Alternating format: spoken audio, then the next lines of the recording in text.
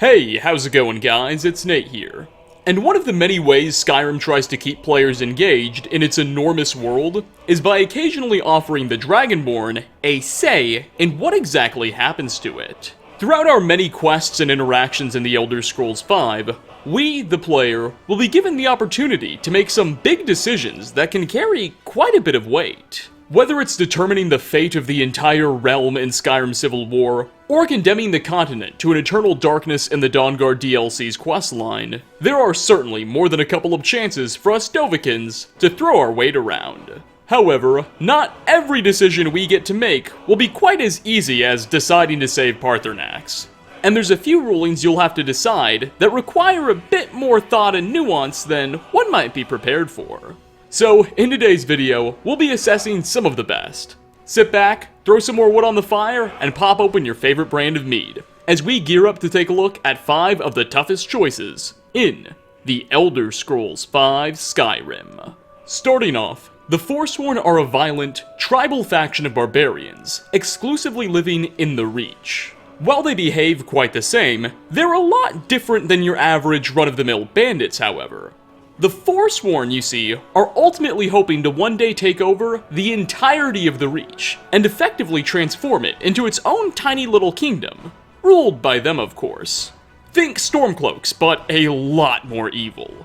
During the Forsworn Conspiracy questline, we cooperate with a concerned citizen named Eltris to uncover that the organization has in fact infiltrated the Hold's capital, Markarth, and is working with a number of sympathizers to realize that ultimate goal of theirs. Long story short, our investigation of the Forsworn's influence in Markarth eventually ends up irritating the wrong people, if you catch my meaning. Eltris gets assassinated, and will be arrested by a handful of corrupt city guards, eventually finding ourselves in Sidna Mine, the Reach's notorious prison and labor camp, best known for housing anyone at all connected to the Forsworn uprising.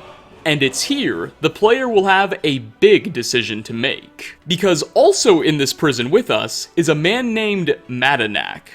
Paarthurnax is the leader of the entire Forsworn revolt. Evidently, he's been smuggling letters and orders from his prison cell, and organizing the entire faction. He's often appropriately referred to as the King in Rags, thanks to his prison clothes. The Forsworn leader will inform the player that by proving your loyalty to him, he can help you and the rest of the prisoners escape, allegedly having access to a secret network of dwarven tunnels beneath the camp that can be used to access the free world.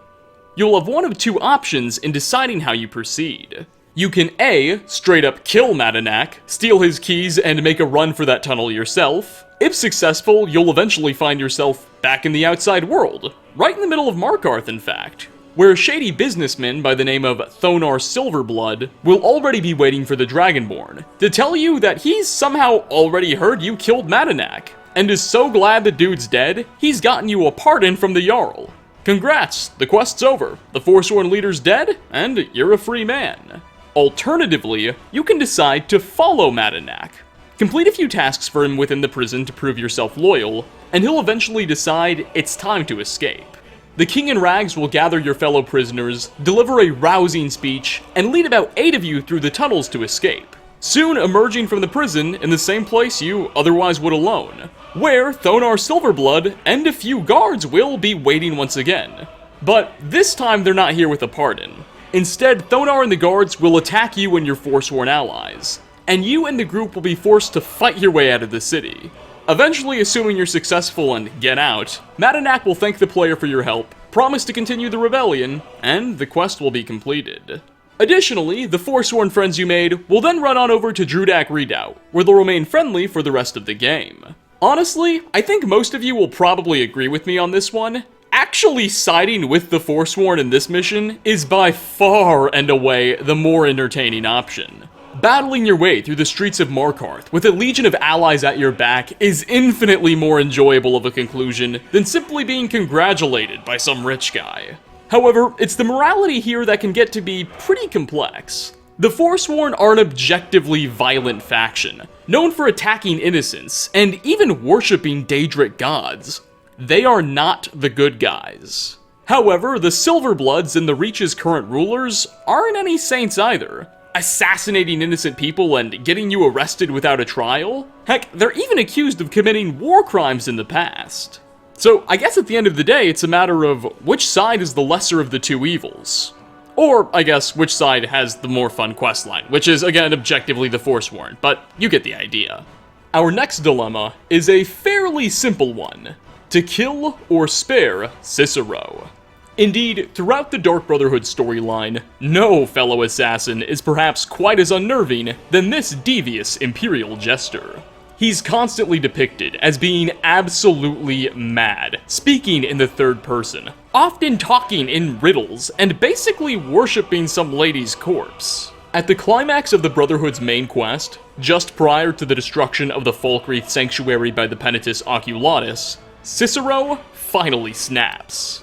Allegedly, while we were off on some quest, the madman went on a rampage, attacking and wounding various Sanctuary members, before simply running away. Astrid, at this point, has had enough. She offers the player the quest, The Cure for Madness. Her orders are simple: track down, and once and for all, kill Cicero. We'll soon find him barricaded away at the Brotherhood's abandoned Dawnstar Sanctuary, lying wounded on the cold stone. While he knows what we're here to do, in a last-ditch effort to preserve his own life, the Jester will beg that you spare him, asking that you simply go back and lie to everyone. Just pretend to have killed him, he begs. In exchange, the clown promises to disappear and not bother anyone again, leaving the faction alone. If you decide that you're just not feeling that generous and attack Cicero, he'll quickly spring from the ground and turn hostile, saying he's got one final stand to make. And once you've won that final battle, which again you are the Dragonborn so you should quite easily, and report back to Astrid with news of Cicero's death, the quest will come to a conclusion. And that's that. Likewise, sparing Cicero is even easier. Simply walk out of the room and go back to the Sanctuary, lie to Astrid pretending to have killed him, and that's the end of that chapter too. So, which of these moves is right? Well, if you're like me during my first playthrough, you probably thought Cicero was pretty annoying throughout the entire game, and were all too happy to put him out of his misery. However, a closer inspection of the Brotherhood's story arc reveals it may be a bit more nuanced than that. Throughout the entirety of the game, Cicero is the only character who pays any respect for the guild's old traditions. He's the only one that cares about the Night Mother, and even though he really dislikes the player, he still respects you as the listener, and refuses to lay a finger on you unless you attack first. Even when we get to the Dawnstar Sanctuary, if we have the ghost of Lucian Lachance as a follower, an old member of the guild from Oblivion, that spirit will tell us that Sithis doesn't want Cicero to die. Meanwhile, Astrid, on the other hand, sells us out the second she gets the chance, and the rest of the faction doesn't even pay lip service to the tenants anymore. They're clearly more interested in finances than respecting the guild. Furthermore, at the conclusion of the Brotherhood storyline, assuming you spared him once Astrid's out of the picture, Cicero returns to offer himself as a loyal follower. While he may not like you, again, you're the listener, and he respects that. Which is pretty much the exact opposite of how Astrid feels about everything. So, what will it be? Will you find it in your heart to forgive Skyrim's most notorious clown for his betrayal at the Sanctuary? Or will you once and for all decide to cure his madness the easiest way you know how? Coming in at number 3, who to slay with the Ebony Blade. So, upon completing Mephalla's Daedric quest, the Whispering Door, which is one of the game's shortest quests, might I add. You literally just need to steal a single key, but I digress. After that quest ends, you'll be rewarded with a unique greatsword, known as the Ebony Blade. Now, the thing about the Ebony Blade is that when you acquire it initially, it's actually pretty weak. Well, at least by Daedric item standards. Dealing a measly 11 points of base damage, and absorbing just 10 units of health. What gives? Well, here's the kicker. You can make the Ebony Blade considerably more powerful. There is a way to turn it into a truly spectacular item, but the methods to do so are probably less than favorable.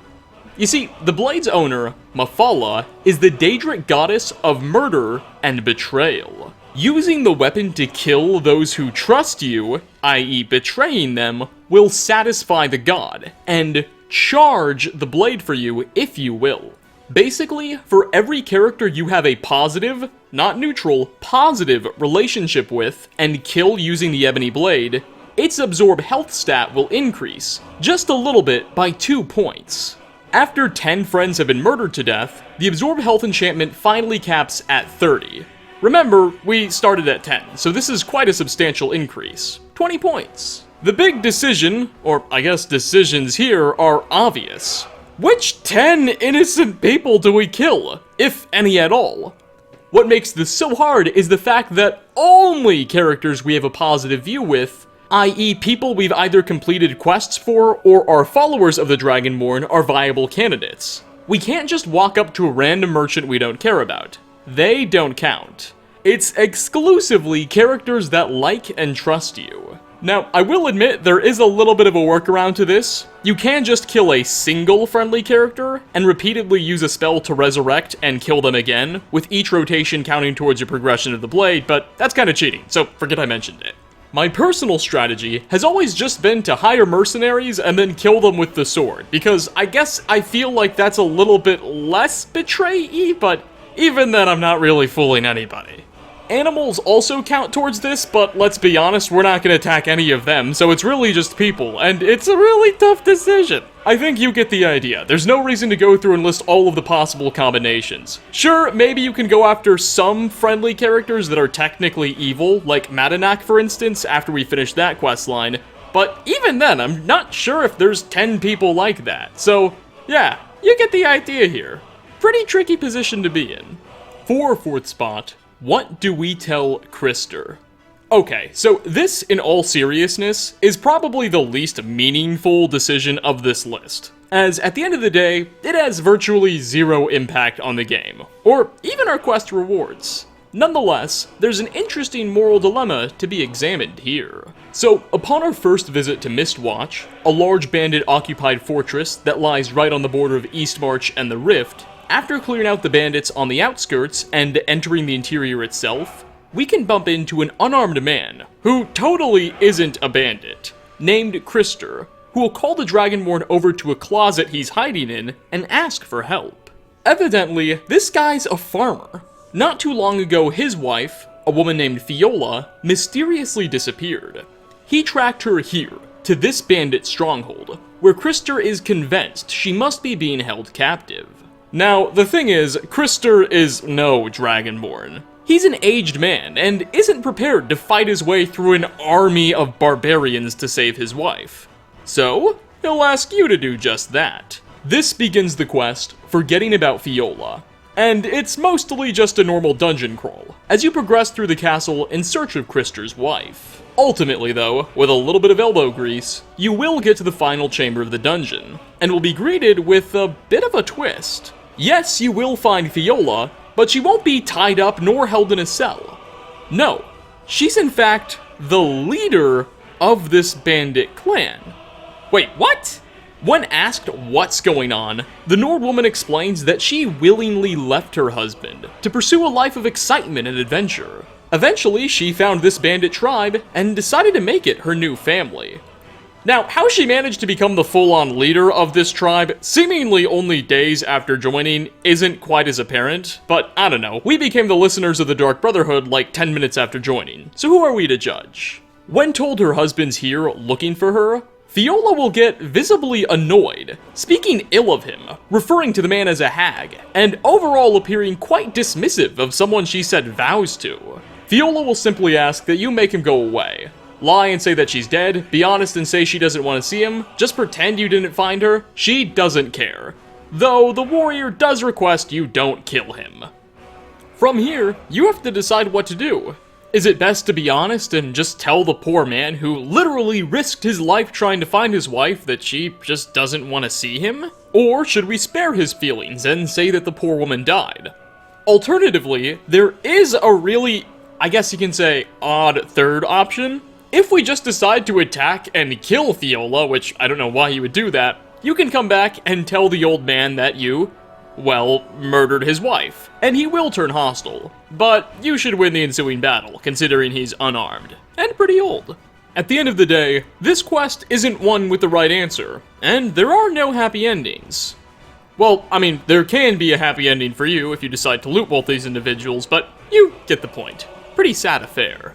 And finally, last on our list, the Dragonborn DLC and the Island of Solstheim introduced a new type of resource to the Elder Scrolls V, Stalrim. A mysterious, yet insanely powerful type of enchanted ice that can make some of the best weapons and armor in the entire game. The only people who have fully mastered its secrets are the Skull Nords, native to Solstheim. The quest, A New Source of Stalrim, centers around a recent kidnapping of one of those Skull Nords, by none other than the Thalmor. The Aldemari Dominion wants to uncover the secrets of Stalrim for themselves. The quest itself has a fairly simple structure. We simply track down where that Nord is being held, free him, and then go take care of the small company of Dominion agents at a nearby port. And that's that. However, players with a speech skill of above 75 have a special, unique option available to them. Players with a high speechcraft skill can convince Ancarian, the leader of the Thalmor on the island, to buy Stalrim from you. Essentially saying, hey, listen, you guys are never gonna figure out how this stuff works, but you can just buy it from me in exchange for some coin. And Ancarian, as it turns out, is a pretty sensible business partner. He pays reasonably, and if you have the Merchant Speech perk, Ancarian will buy and sell items that aren't Stalrim too. Also, if you play your cards especially right, the elves will give you a Stalrim source map, which updates the world map to provide the locations of various Stalrim deposits for you to mine. So these Thalmor, while they might be twisted bad guys, can indeed be pretty good friends. The only trouble, of course, being that you are backing what is quite literally the most evil faction in all of Tamriel, with aspirations of world domination and trampling on various freedoms. But, on the other hand, hey, money! And with those final words of wisdom, we are going to wrap up 5 of the toughest choices you'll have to make in the Elder Scrolls V Skyrim. Thanks for stopping by, everybody. Which of the conundrums did you find to be the most intriguing or difficult ones to resolve? Leave a comment down below. As always, like ratings are very much appreciated. Again, thanks for watching, and I hope to catch you all in my next video. Peace out, everyone.